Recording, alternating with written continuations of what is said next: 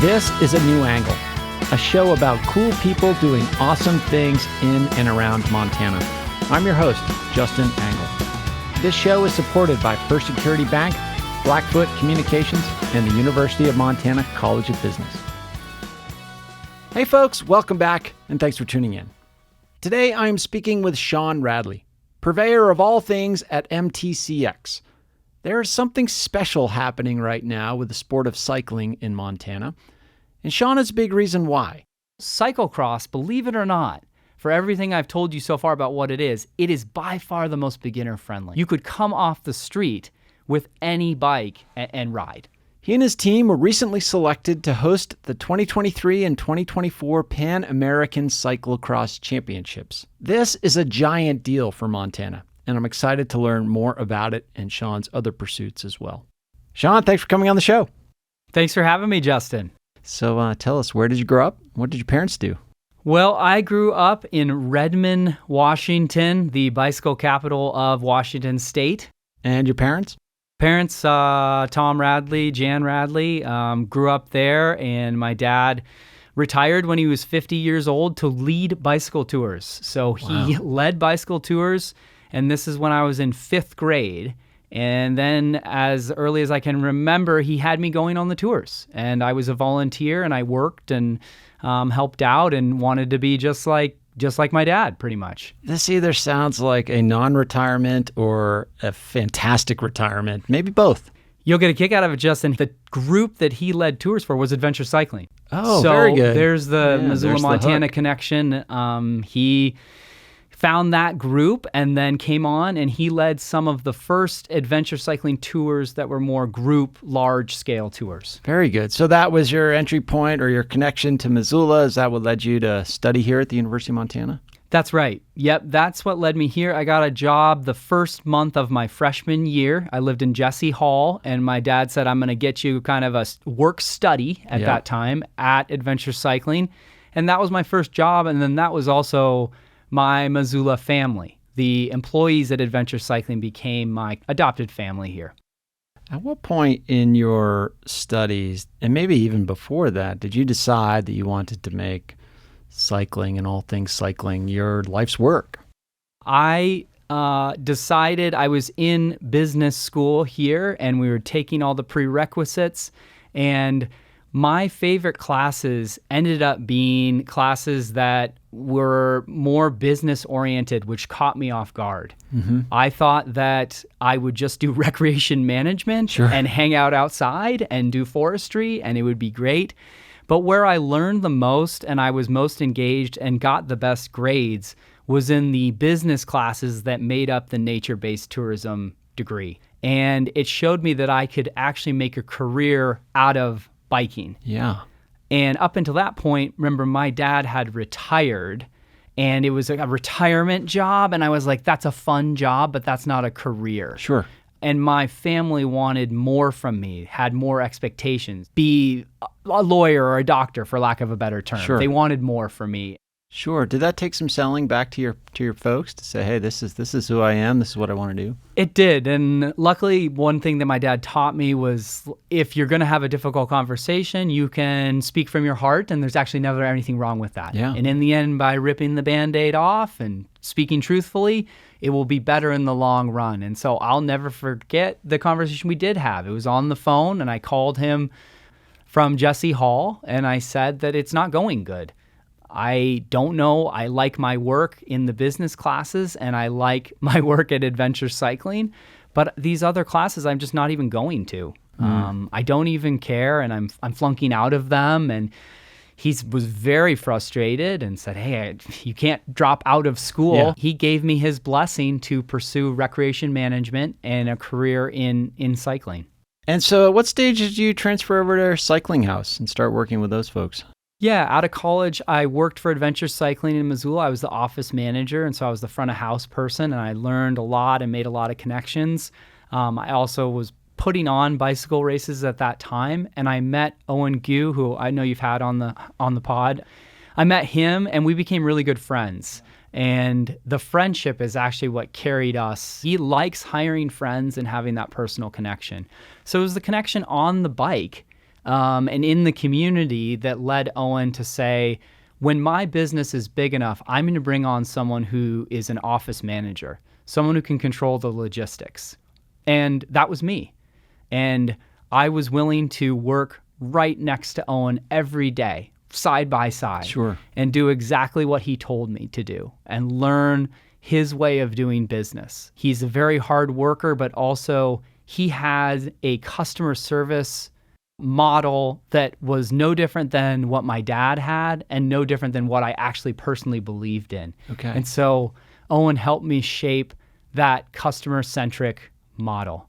And it was super fun. I mean, we had a blast. Yeah. And he let me grow into that role. And at the same time, producing your own events, your own cycling races, getting involved in coaching, eventually opening up your own shop, MTCX.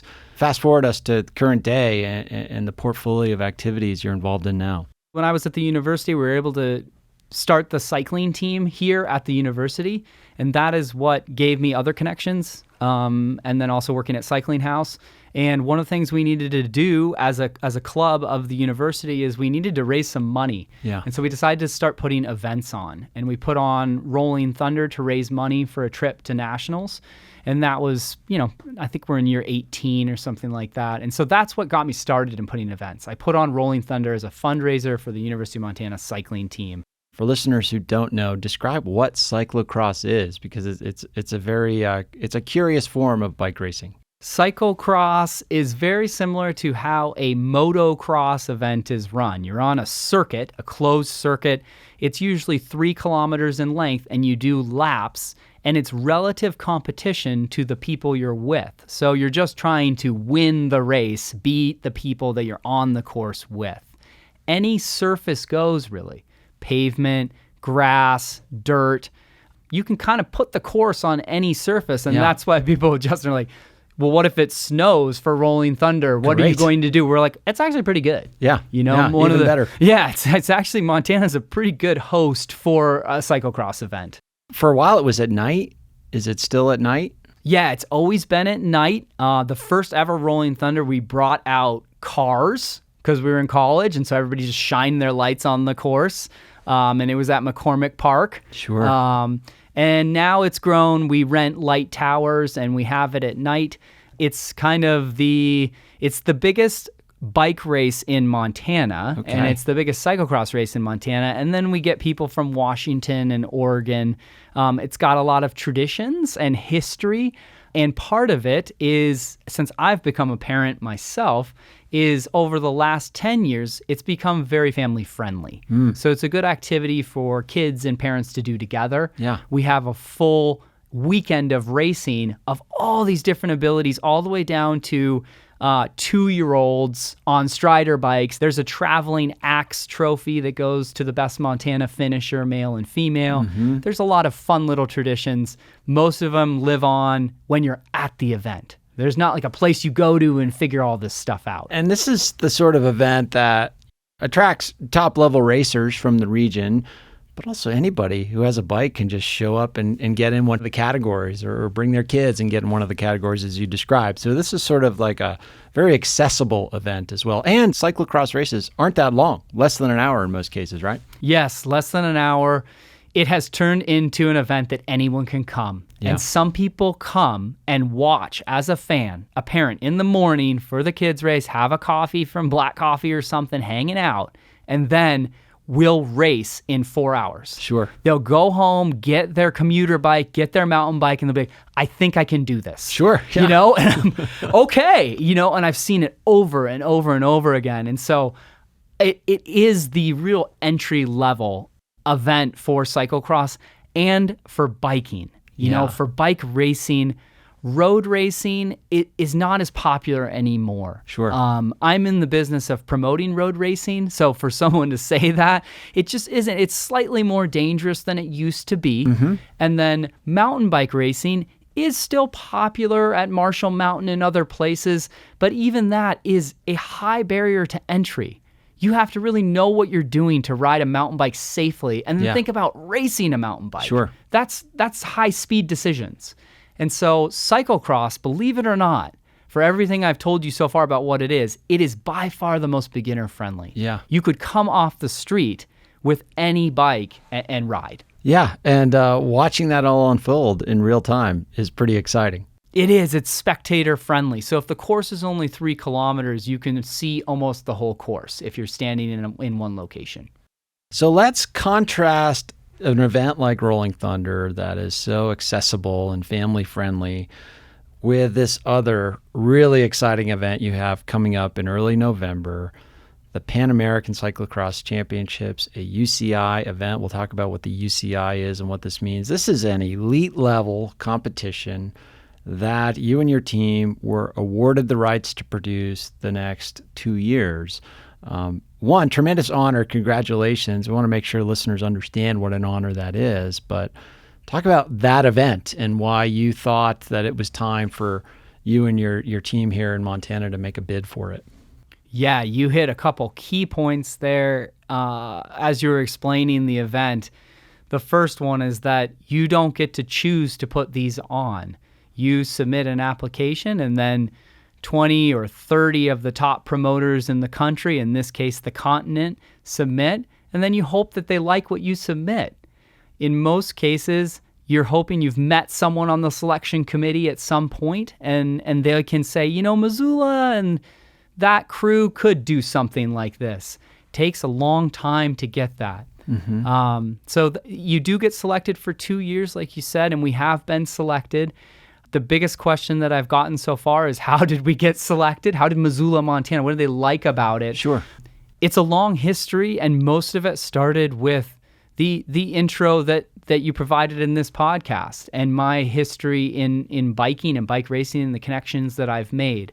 The Missoula XC, which is still at Marshall Mountain and had its biggest attendance ever this past year. Sure, and this is a mountain biking event. Yeah, this is a mountain bike race, but it is on that highest level of the sport. It is a UCI event. So the UCI knew who we were from the last 10 years of that event. The UCI is like the international body that organizes cycling races. UCI is a French acronym, is that right? Correct, yes. And then USA Cycling, which is within that UCI, is no different than a USA Baseball. Sure. A USA Triathlon, USA Swimming, very similar. The focus is the Olympics in many cases and the Olympic team. And so they have these series of races that they want to be USA Cycling sanctioned and UCI sanctioned so that people can train for the World Championships, which happens every year, and the National Championships and making the Olympic team. And so back to this event, you and your team's successful bid to bring this event here. You mentioned the application process. What's involved in the application process? Explain that. Yeah, so it is a 10-page application, which I know for college students and professors is like nothing, right? I mean, people are writing huge papers. I'm not assigning 10-page papers anymore. Good, good. But it's the application itself is not that difficult. It's like anything in life. The political capital and the connections are much more difficult. So filling out the application, you simply need to have a course, provide a course map, provide a venue. They do want to know the level of support you can garner in terms of sponsorship. They want to make sure you're financially solvent. And they want to make sure that the airport is functional so people can fly into you have hotels. And obviously Missoula checks the boxes for all that. Right. But much more than that. Much more than that. There's a lot of places that check these boxes. Yeah. We'll be back to our conversation with Shaun Radley after this short break. A New Angle is supported by First Security Bank, Blackfoot Communications, and UM's College of Business. Access to capital, broadband, and education are 3 ingredients any community needs for success. This is Mike Morelli, Executive Director at MCT, and you are listening to A New Angle. Welcome back to A New Angle. I'm speaking with Shaun Radley about cyclocross racing in Montana. So it's ever since Rolling Thunder, I tried to start selling the event, marketing the event, and selling myself as kind of like a cyclocross media person. Sure. I had a blog. I had these dreams of becoming a cycling media person. And since the sport wasn't that popular, it was really easy to navigate. So I got a couple articles in like Velo News and Cycling News, and we got a little niche. We had pros race Rolling Thunder at night, and then they would write articles about it. And so that event got us a little bit of following. That event and community leaders here allowed us to get the Missoula XC and win the bid for the Missoula XC UCI race. And then I started becoming a hired announcer. And so I would go to USA Cycling sanctioned events and people would pay me to announce. And when I'm not announcing at the event, I'm walking around and meeting people. Sure. Then a local professional cyclocross rider moved to Missoula 2 years ago. His name is Caleb Swartz. Okay. He moved to town. He's in the top 10 in the U.S. for cyclocross racing. So he's made the world's team before. He's a very good rider. He met with me and he said, I want to live here. I want to become part of our community. And I said, that'd be great. And what you're going to need to do is insert yourself into the community. The norm that I've come to really appreciate in this community is it's a very egalitarian culture when it comes to people getting into sport and doing their thing. We're sort of all on a level playing field, and there's some world-class people that embrace that culture, and I really appreciate that. For the Missoula XC, we had Sam Schultz and Andy Schultz, and we marketed them, and they allowed us to get in here. With cyclocross, Caleb has allowed us to market him. Great. And so the Pan American Championship, Cyclocross Championship last year, got canceled last minute. And the UCI and USA Cycling were scrambling for a venue. They thought highly of Missoula, and they said, we'll think about this, but you're second in line. And so we didn't get it. And so I got a phone call 3 months later, and they said, will you apply for Pan Ams? We're encouraging you to apply for the following year. This is a step in the right direction. And so that's what we did. And I got a call from this COPACI committee, which is the committee that runs the Pan Am selection. And basically USA Cycling says, they give a stamp of approval. They say Missoula is a good place for this. Then it goes to another world governing body, and then they decide between the finalists who should do it. And they decided that we would get the bid. And I have a lot of reasons in my own head of why that happened and why we can, but those are kind of the facts of how that all worked out. Well, it's a huge deal. If folks want to come out and see some world-class racing, what can they expect at this event?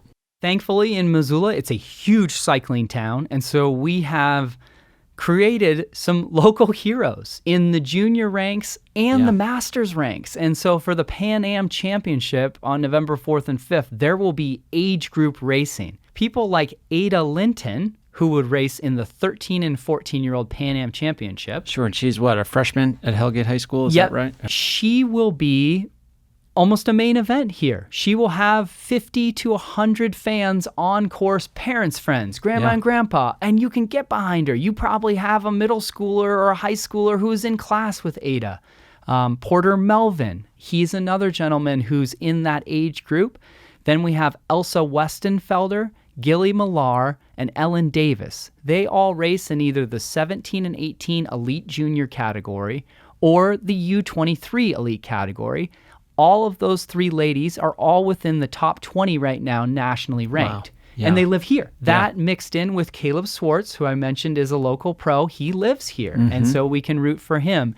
So every single race, you will have a local to root for. Sure. Every age group. A good example is someone like Jeff Bookwalter, who's a professor at the university Economics department here. Yep, fantastic professor. He will be a contender for the podium in the 50 to 55 Pan Am category. Yeah. Same with Jeremy Lergio, another professor here at the university. They will be someone who will be racing against the top 50 to 55-year-olds in the country, and you can come out and Jeremy will have his family out there. He'll have his colleagues out there. And now maybe he'll have some other fans out there as well. Very good. That's what makes it fun. It's like watching your local heroes compete against the nation's best. So you mentioned a few of the prominent folks in the racing community here. So let's shift gears and talk about that community, because something rather special and unique is happening in the sport of cycling in Western Montana, and you sit right at the epicenter of it. You might even be the sort of the linchpin of it all in many ways, but like, what is happening? Why are bikes so special to so many people in this part of the state? The right mix of people have moved here over the last 15 years and stayed here. And there's a healthy respect for professionals who work in cycling in Missoula, in Bozeman, in Helena, and all these towns. There's a healthy respect within colleagues for each other and a respect for what they add to the cycling community. Yeah. And so, Justin, you don't get along with every colleague. Sure. And the number one thing when you don't get along is to shut that person out. No one is really doing that here. No one has said, hey, I'm just not going to talk to you ever again. And that has allowed for things to progress. It's easy to appreciate that, but you also have to do so knowing that these are folks that not only exist in competing businesses often in a small community, but often compete on race courses and have a deep history of battling on the race course, whether that can, generate bad blood or goodwill over the years. But it's this collaboration is happening within a very competitive group of people. That's right. And maybe even your business not succeeding in lieu of doing something like that. And I'll throw a couple names out there so that you can understand the scope of what I'm talking about. The owner of Owen House in Bozeman, Owen House, is Eric, and he started Montana NICA League with Sam Schultz. Sure. That's a juniors racing league. Yes, huge high school mountain biking league. He started that. He still runs that. He owns 3 separate shops in Bozeman, 2 Ace Hardwares. He does all that. So he's doing all that. He became friends with me and Sam, obviously, other people, right? And then you have someone like Meg Witcher who moves to town, completely changes cycling, and you can enter a cycling program, a Zootown Derailers program, as a 3-year-old. Yeah. And from having 3-year-olds, what sports can you do as a 3-year-old? You just can't. And Meg has offered that now. I think we're going on year 10 almost of that program. She actually started that with the help of MTB Missoula, our local nonprofit trail group. When I started my bike shop 3 years ago, I was already friends with people like Alex Gallego, Kevin over at Hellgate. They both own successful local bike shops. Particularly Alex has been in business for a very long time, and he's done a great job. You drive by the shop, it says building community one bike at a time, okay? Someone like me who's a new business owner who sees that written on a wall, that also means that he has an open door to someone like me, which would be a competing business. Yeah. And so when I need a favor for the events or for a kid's program, we can put any difference aside from business and have a real honest conversation and help each other. And we can achieve some larger items that I cannot achieve on my own. Yeah, and maintaining a growth mindset helps with that. Create a rising tide. It creates opportunities for so many folks. And you think of the many goals that the folks in the mix have alignment on. Many folks might not think of cycling as the most accessible activity. You need a bike. Bikes can be expensive. They could be ridiculously expensive. Some of the bikes I see kids riding around on in this community sort of blow my mind. How is the community doing things to get more kids opportunities to get on bikes? It started when, 15, 20 years ago, people like Alex Gallego, businesses like Big Sky Bikes had all these programs, these exchange programs, which really got more bikes out there, honestly. Free cycles came about, and that was getting more people. Bob Giordano and his crew crushing it. And then what happened was people didn't necessarily get richer in Missoula, so it's just more bikes got in the market. Jeff Bookwalter worked with MTB Missoula this year to create a bike library for more of the middle school, high school. Now you're starting to see huge resources. And some of that stuff is not good business for bike shop owners, right?